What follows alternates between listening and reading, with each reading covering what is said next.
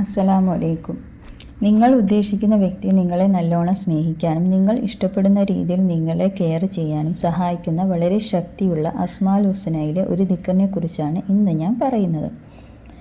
ഈ ദിക്റ് ഹലാലായ കാര്യത്തിന് മാത്രമേ ഉപയോഗിക്കാവൂ. ആരും ദുരുപയോഗം ചെയ്യരുത്. ഭർത്താവിന് ഭാര്യയെ സ്നേഹിക്കാനും ഭാര്യയെ ഭർത്താവ് സ്നേഹിക്കാനും മാതാപിതാക്കൾക്ക് സ്നേഹമുണ്ടാകാനും മക്കൾ തമ്മിൽ സ്നേഹമുണ്ടാകാനും നാത്തുമാർ അമ്മായിമാർ ഇവർക്ക് സ്നേഹമുണ്ടാകാനും നല്ല കാര്യത്തിനും ഹലാലായ ആഗ്രഹത്തിനും മാത്രമേ ഈ ദിക്റ് ഉപയോഗിക്കാവുള്ളൂ.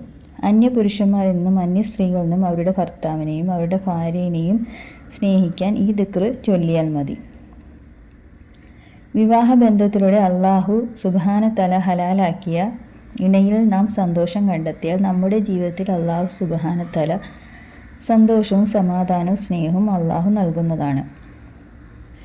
കുറ്റങ്ങളും കുറവുകളും എല്ലാവരുടെയും ജീവിതത്തിൽ കാണും. അത് നമ്മൾ വിട്ടുവീഴ്ച ചെയ്ത് മുന്നോട്ട് പോവുക. നമ്മൾ പരസ്പരം സംസാരിച്ച് ആ കാര്യങ്ങൾ ക്ലിയർ ചെയ്ത് പോവുക. നമ്മളെ സ്നേഹിക്കുന്നവർക്ക് വേണ്ടി വേണ്ടാത്ത കാര്യങ്ങൾ നമ്മുടെ ജീവിതത്തിൽ നിന്ന് ഒഴിവാക്കുക. ദാമ്പത്യ ജീവിതത്തിലെ പിണക്കങ്ങൾ 2 ദിവസത്തിൽ കൂടുതൽ ആകാതിരിക്കുക.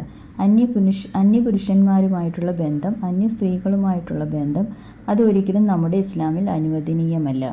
ഈ കാര്യങ്ങളൊക്കെ ശ്രദ്ധിച്ചാൽ നമ്മുടെ ദാമ്പത്യ ജീവിതത്തിലെ കുറേയൊക്കെ പ്രശ്നങ്ങൾ മാറിക്കിട്ടുന്നതാണ്.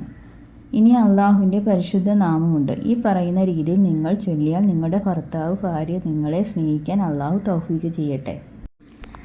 ആദ്യം ബിസ്മില്ലാഹി റഹ്മാനിർ റഹീം 11 തവണ ചൊല്ലുക. യാ വലിയു യാ അല്ലാ എന്ന ഇസ്മ 313 തവണ ചൊല്ലിയിട്ട് അള്ളാഹുവിനോട് ദുആ ചെയ്യുക. നിങ്ങൾ ആരുടെ സ്നേഹമാണ് ആഗ്രഹിക്കുന്നതെങ്കിൽ നിങ്ങൾ ഈ രീതിയിൽ ചൊല്ലുക. ഇൻഷാ അല്ലാഹ് എല്ലാവർക്കും നല്ലൊരു ദാമ്പത്യ ജീവിതം ഉണ്ടാകാൻ തൗഫീഖ് ചെയ്യട്ടെ. ആമീൻ. അസ്സലാമു അലൈക്കും.